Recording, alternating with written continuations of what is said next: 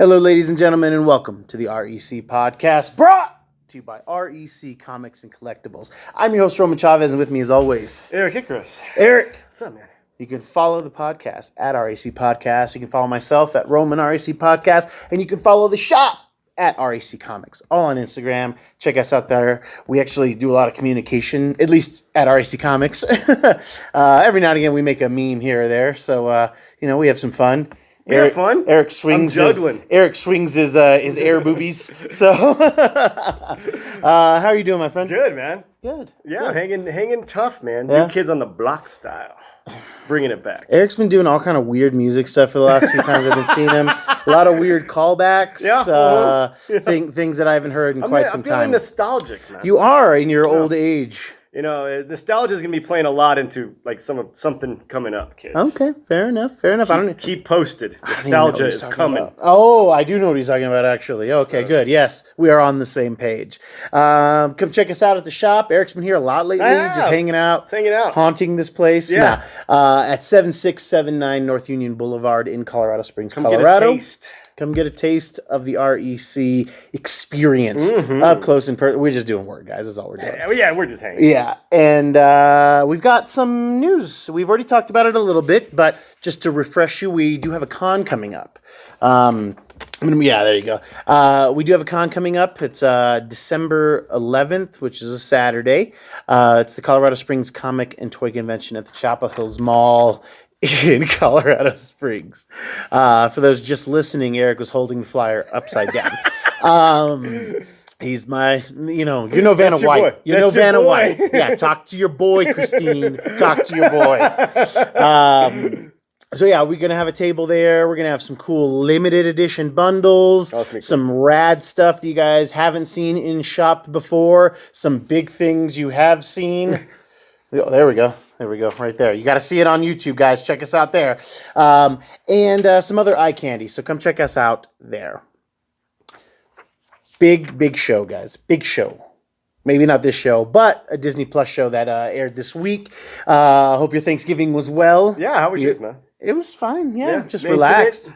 Yeah, very an intimate setting. Nice, man. And it was very nice. I didn't change out of my pajamas, and it was the best day. This guy had like 2 days off in a row, and the first time in like a Months. year. No, since June. It hasn't been a year. Minute, though. Because I was off for 8 months last year, too. Thanks, COVID. So, but Disney Plus aired a show this week, which I was excited about, but had forgot about. And, I'm all over the place. But Disney Plus's Hawkeye. Jeremy Renner. Oh my gosh, what is her name? Haley Steinfeld? Yeah. I almost forgot it. She'll be a household name soon enough because she kills it. She's always around. My wife feels like she's being somewhat forced upon us, a la J-Law, some Jennifer Lawrence. I don't think she's quite there yet, but she is. They're trying to find her niche. Yeah. She's had she was in Pitch Perfect when that was hot. She was, in True Grit, which is kind of our first. Right. She's excellent in True Grit. I Fantastic. think she got an Oscar nod for that, too. She got the nod. She got the nom. She did not get the nod, but it was a great performance, and she's just been around. Yeah. She's playing Kate Bishop. We've been talking about her off and on, even before this news, because of all of the people, all of the Young Avengers that we have been seeing. She is just the latest to show up in Young Avengers universe for Marvel. So we are seeing definitely the next, the future classmen of the MCU.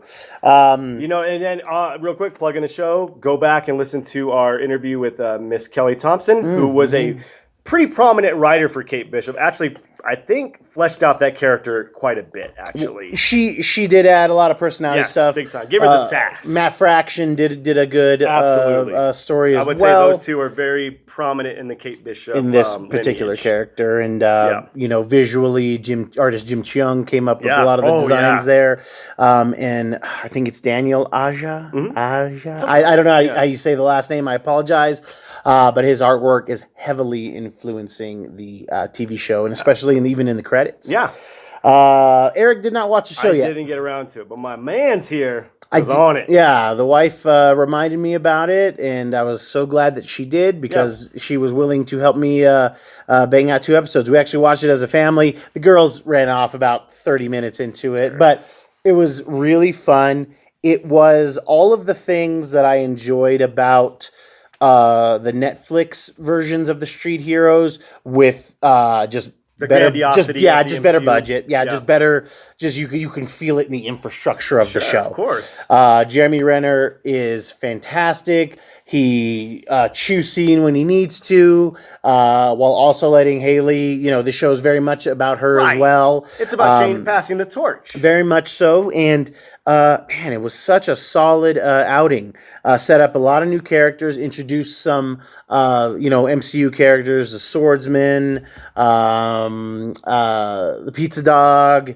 Oh my gosh, I am drawing some blanks because I only watched it once. But 2 episodes in great Disney Plus fashion, and I think these were the best 2 episodes of a show that they started out with, pulling you in really. Very very solid. Some subtle references. They had a Stane clock tower in reference to Obadiah Stane. Like I said, they did have the Swordsman in there, Jack, with his wily mustache. And the show sets up taking place in 2012 in some flashbacks, and we see a young Kate Bishop in her penthouse suite as a kid, and the Chitauri attacking. Good. I always love callbacks. I do too. I saw some stuff online that they said it kind of screws with some continuity, but I'm not entirely sure. You got to let that go. I didn't notice it. For the sake of storytelling, just let it go. Yeah, it can't be that bad. It's not. But we see Hawkeye on the corner of that building doing his thing and kind of saving Kate in a sense. Okay. One of the arrows that he shoots blows up like a Chitauri craft that was coming towards that building. So she sees him jump off and do the catch himself swinging through. I was off camera. Come through and swing through. It was a lot of fun. It was a good first 2 as far as Disney Plus shows. It drew you in really quick. Yeah. And now I'm really excited to check this out because WandaVision being my favorite of all the Disney Plus shows, very slow start. Yes, I will even admit those first 2 episodes were kind of I enjoyed them, but I'm like, where are we going? Like everything about those episodes was good. It was just like everybody did well. In it was hindsight, those were great episodes. Yes, now they're even better. Yeah, But in this episode we get a lot of fun moments. There's a great scene where. You have Hawkeye at Rogers the Musical, which we saw in the trailer, which was just absolutely ridiculous and fun. So just like a musical about Captain America? Yeah, and or the just Avengers Steve Rogers' too. Life, basically. Yeah, and the Avengers, but they get some stuff wrong. Like they show the battle at New York, but Ant-Man's there too. Of course. See, playing with continuity. So we're the fanboys that get all mad about it. Yes. And girls. And there's a very sweet moment where he's he has his hearing aid off, which they did that, which I was excited. But did they do it well? They did it very well because Kate Bishop later on asks him about the hearing aid, and she's like, when did you lose your hearing? And he kind of flashes back to all these different Avengers things where things are exploding and all that. And he's like, it's hard to remember when it happened. Right, which makes sense because he's not a super soldier. He's not a demigod. He's not covered in armor. Yeah. His hearing's gonna go in those loud wars. Yeah. So I like the human aspect. Yes, I thought it was very grounding. Did they address any Natalie issues? So as I was going to say, while he's watching the play, he has his hearing aid off, but he's focusing on the actress who's playing Nat, and he's like, I need to go get some air. Right. It was cool how they did that. The daughter makes reference, spoilers, and she says, Dad, I get it. She's like, she may have been their favorite Avenger, but she was your best friend. Right. So they did some really sweet callbacks. Do you get of him getting a sense of closure with Natasha? No, I mean not yet. But they are establishing that he's still totally affected by this. Oh, definitely that he's affected by it, that he misses his buddy. Yeah. He references some of her techniques and cool. See, that's awesome. Yeah, it was like I said, really, really fun. So if you haven't watched it, they introduced a lot of cool concepts. There was a couple parts that made my wife laugh out loud, and it is totally worth a watch. I can't wait for you to see it because I think, will like this. I'm a Hawkeye fan. You are a Hawkeye fan, and you just like that street hero stuff. I do. But Hawkeye to me is like he's a street hero who was able to take a step up to the big leagues. Yeah. He's a street hero playing with gods, basically, and he can hang. Yeah. I am going to watch it, and I feel awful for not, and I'm going to get into this. You will, and I think you will. But this, but I kind of want to talk about a couple of things I want to see. In Hawkeye, the Disney Plus show. I want an illusion. If they haven't done it, let me know. Do we get a reference to Barney Barton? For those of you who don't know, Hawkeye had a brother named Barney. They haven't started, so let me look at your list, because they haven't started to scratch the surface on Clint's backstory. I wanted to make sure. Yeah, so there's no... but that's kind of one thing I want. Yes, and I want a kind of a reference, maybe not necessarily a traveling circus. Yeah. Because they do allude that Clint did have a troubled past. Yeah. And I would like a reference to maybe, his brother, Barney. I think that would maybe make the character a little more humanized. Yeah. Plus the name is stupid. Yeah, Barney Barton. Because Clint Barton's a kind of a badass name. Sure, I enjoy it. Yeah. I will be kind of talking kind of some mild spoilers for these comic books, these 15, 20-year-old comic books. Yes. There's a scene in Avengers 502, Avengers Disassembled. Oh, yeah. And I think we might get this scene in this No way. I couldn't see that. Okay. Well, if you don't know what we're talking about. No. Don't even say it, because it could pertain to something later. Okay. Yeah. All right. I'm going to save this one for later. Yeah, we'll save that one for later. For those in the know, you know what I'm talking about. Badass, by the way. Mm-hmm. And then there's a scene in Secret Invasion number 7 where, spoilers again, Kate Bishop falls to the Skrulls. And Clint runs in and picks up her bow and arrow and takes down the Skrull Queen. Do you think we'll get something like that? I want to see something like this. I mean, not in this show. I think that's just way later. Right. That's what I'm saying. I kind of want... I want these things. I want this show to establish these things. And I want to see it. Do you think, from what you've seen in these 2 episodes, can it go this far with this character? Not in this show. No. No. Do you think they're setting up this Kate Bishop to maybe take up the mantle in future movies? Oh, yeah, definitely. Okay, that's what I'm getting at here. Yeah, totally. Yeah, they are definitely like trying to pass the torch. I'm sure Clint, Jamie Renner would like to do other things, but I bet you he has a good time. I think he does. I think he's a lot like Chris Hemsworth. I think so too. Where they just like enjoy kind of I'm starting to call them by their comic book names, but Mark Ruffalo also seems to really enjoy being Bruce Banner / Hulk, because he will be showing up in She-Hulk. Yep. And this scene, I don't even know the comic book issue, but I think it could happen in this series. It's from the Ultimates comics, and it's where he does the jail escape, and he has to prick off his fingernails and take out the guards. I think when you see this, that's a little dark. That's a little dark for the story so far. One more quick thing I want to see. It's also from the Ultimates. It's actually kind of a scene you told me about before I read that run of the Ultimates, is when these terrorists come for him and they gun him down. And then they like say, "Any last words?" And he's like, "Shouldn't have dropped me in the kitchen." Yeah. That'd be cool. I think we could get a scene like that. I think we could get a scene like that. I mean, so they're not going for gritty. No, I mean it's not because these stories are gritty. It's not quite as dark as Daredevil, but it's definitely darker than any of the Iron Fist stuff. Okay. But it's not light in a way that it's distracting. I don't know. It's just really fun. Like it's a good we got to go here, we got to do this. Right. The episode 2 landed on a pretty excellent cliffhanger. Okay. So I'm very excited for episode 3. And it's only going to be 6 episodes. So it's going to be a nice short little buffer. That's it? Yep. Only 6 episodes. So we're already 2 down. And because, they kind of want to, I think they want to let Book of Boba Fett kind of rule Christmas, Makes sense, I guess. I don't know.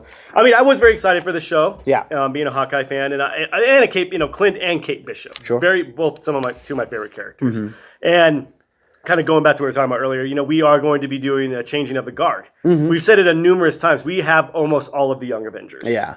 I'm trying the only thing we haven't seen is Hulkling. Which we technically kind of sort of have, because there are Skrulls out there. Yeah, I mean, there's an allusion to Skrulls, but I mean, So at least it can happen. It can happen. And then who else? Iron Lad, and I think that we could get a young version. Another. Yeah, so like we could get which would be cool to set up for them later. Right. Because Iron Lad is a younger version of Kang the Conqueror. Yes. And this younger version of him kind of learns that he is Kang the Conqueror. Right. Goes back in time before to try to form a team to stop him. Stop himself. It's bananas. It's bananas. a cool story though. Yeah. You know. I'm here for it. Again, I am here for it. Yeah. But we've got Kang. We've got nearly all of the Young Avengers. We got Speed. Wiccan. Which I'm excited to We see. saw Elijah Bradley, who was Patriot. Yep. And then we're getting Riri. And we are going to get Riri, yeah. We're going to get Miles. Who knows if they'll go like that route or if they'll just do the Champions at some point too. This new Champions. A lot of cool places this can go. Dude, yeah, the breadcrumbs are great.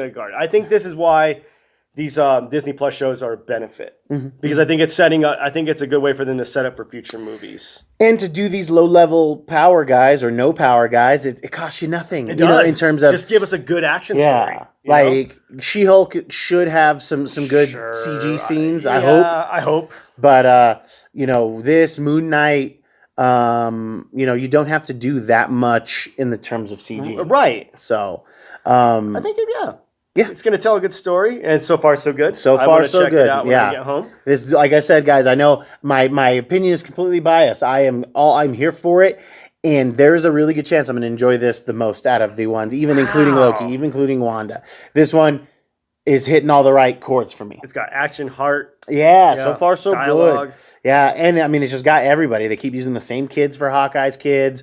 Nice. They had Linda Corelli, Linda Dunda.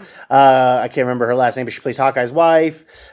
She played Velma in the Scooby-Doo movie, which I'm sure that's not why people know her, but that's why I know her. Sorry. And just referencing some cool stuff. Like I have some critiques of it, but I'll wait to critique it once you've seen the show. Gotcha. So we'll touch more on that on next week's episode.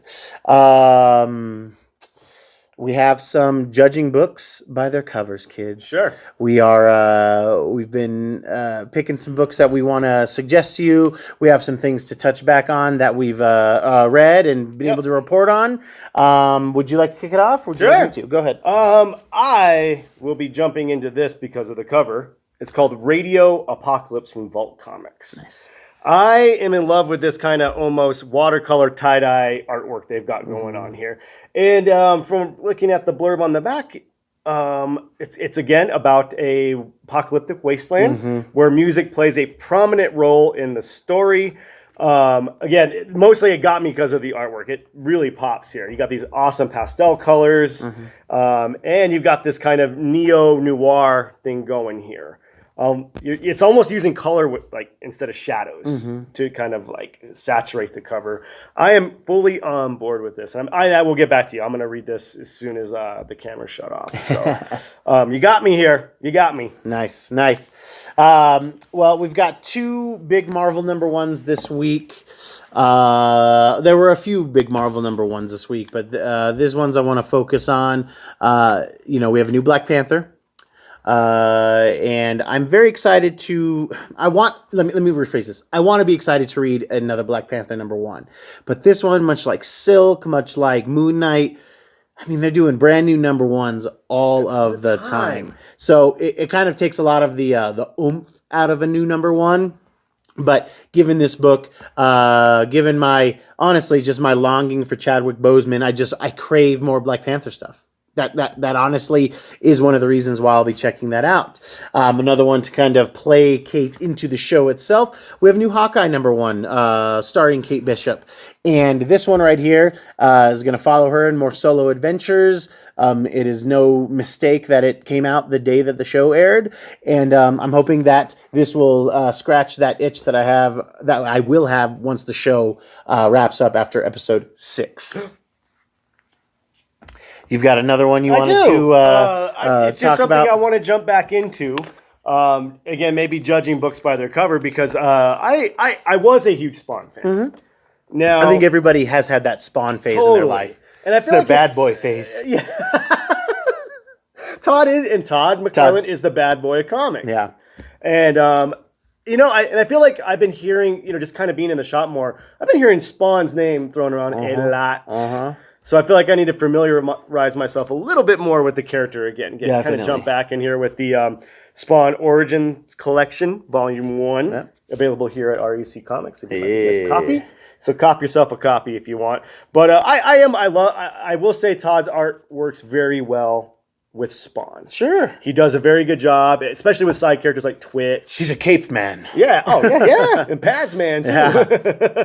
And his side characters are great. Twitch, the Kincaid kid. Yeah. Creepy. Yeah. But I'm excited to jump back into this. Get some good vintage 90s art. Refresh. Here. Yeah. Get that vintage 90s violence. Yeah. So especially indie violence. Yes. It was a special treat back in the day. It was. Yeah. So speaking of treats, the publisher community kind of helps themselves while also helping us out, the Little Guy comic book store, with local comic book shop day. It was this past week, but we still have local comic book shop day variants in store. They will be cover price until we hit the con on December 11th.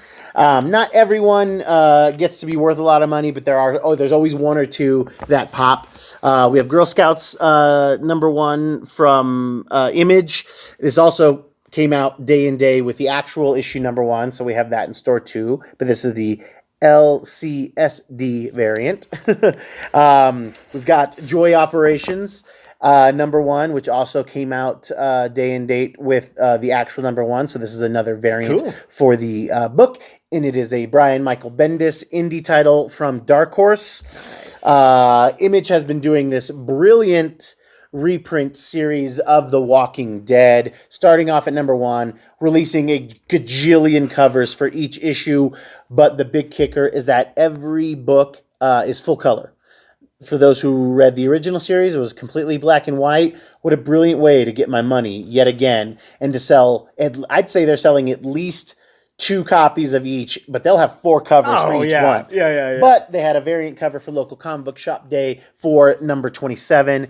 Very cool, 90s shiny and all. We've got like a nice foil there. I love this cover. It's probably one of my favorites. And it's one Peach Mimoso hasn't done. She has not done it. No Peach Mimosas here.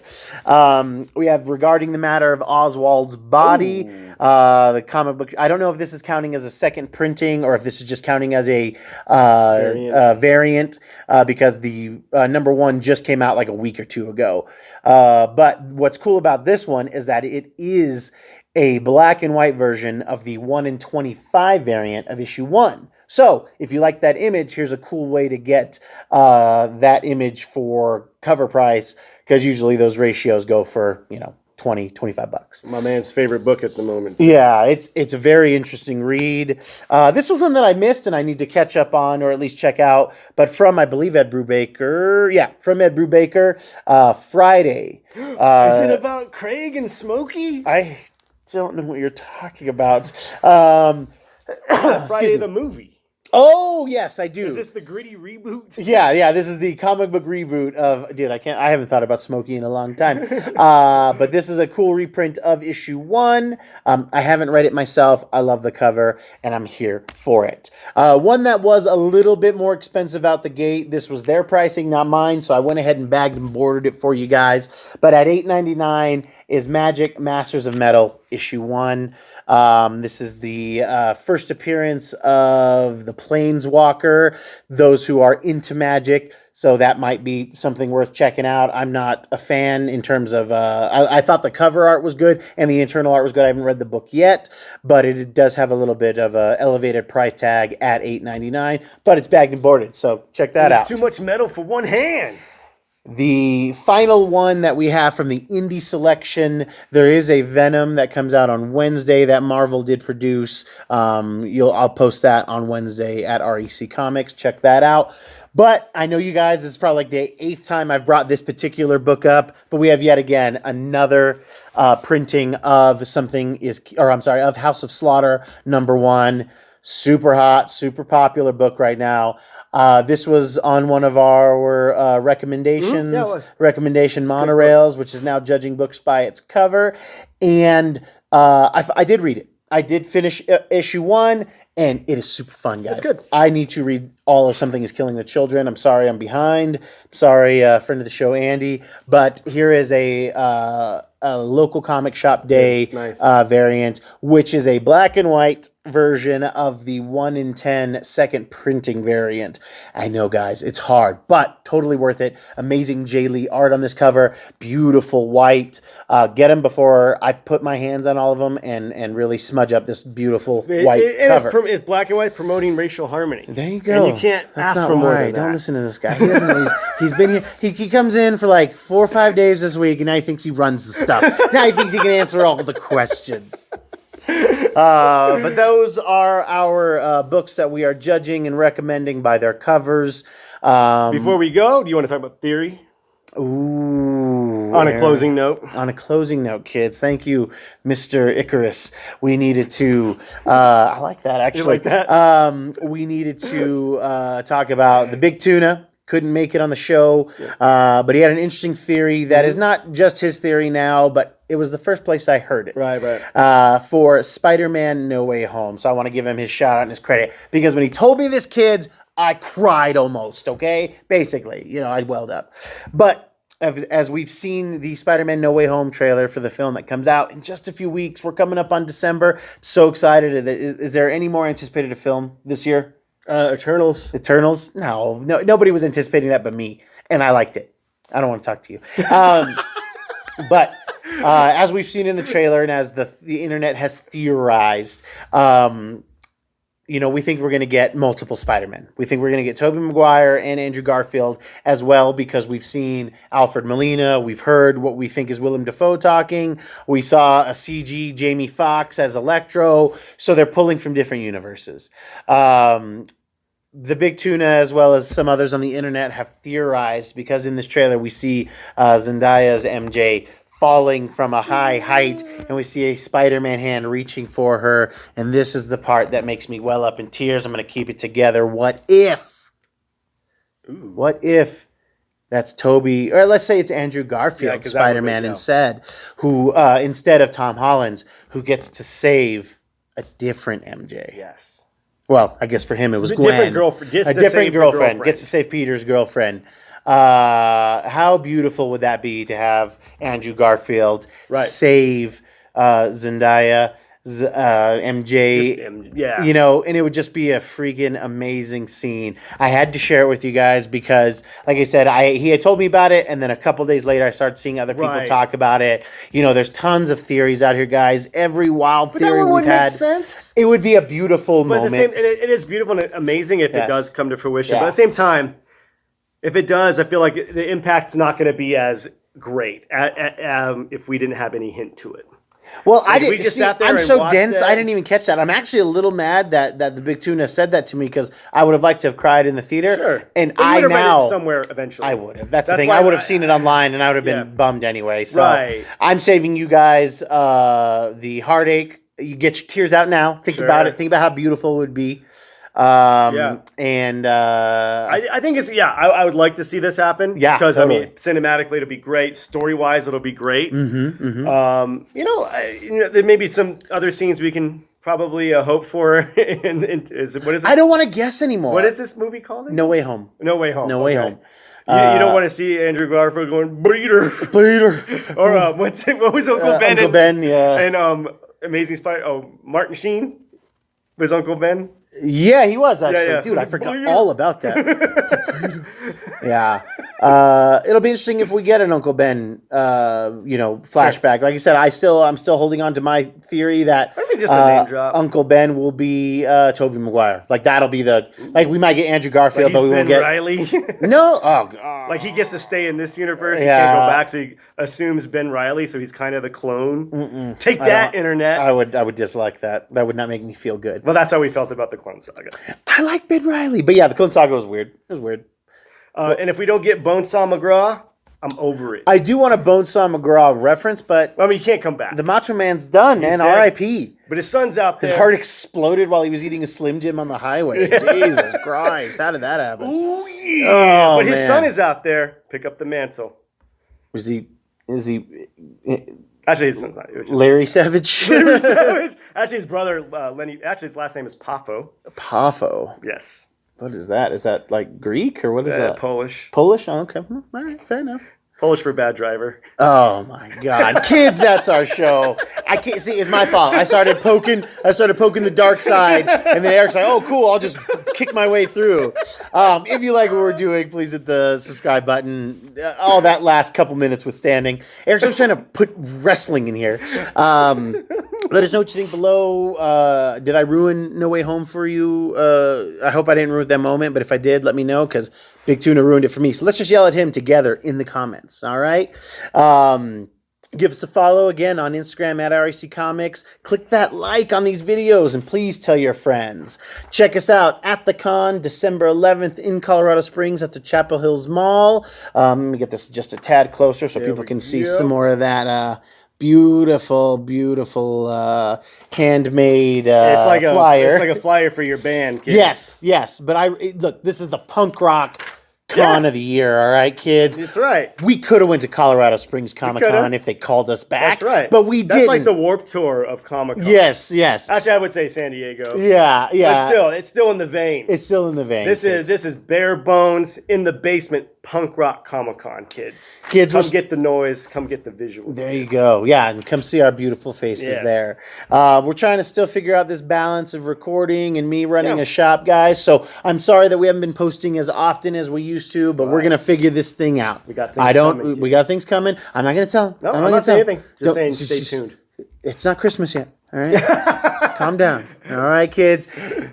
Eric, do you have any final thoughts for us today? Just come see us. Come say what's up. If we don't do another show before then, come by the con and come see us. I'd love to see you, talk comics, talk movies. Come buy some stuff or not, just come hang out. Yeah, you guys got to remember, like, this is my job back here, all this rad stuff. Mm-hmm. So come out to the con, check it out. Come to the shop. I had some good deals this weekend. Some people missed out on. You did miss out. But it's my fault for not advertising properly. All right, kids, that's our show. That's pretty punk rock. I have been your host, Roman Chavez. I am Eric Icarus, a.k.a. the Eric Dactyl. Eric Dactyl. Ah! Is that it? Is that the sound? Yeah, so there we go. Let's go with that. Kids, thank you for watching. Thank you for listening. And we will catch you on the next podcast.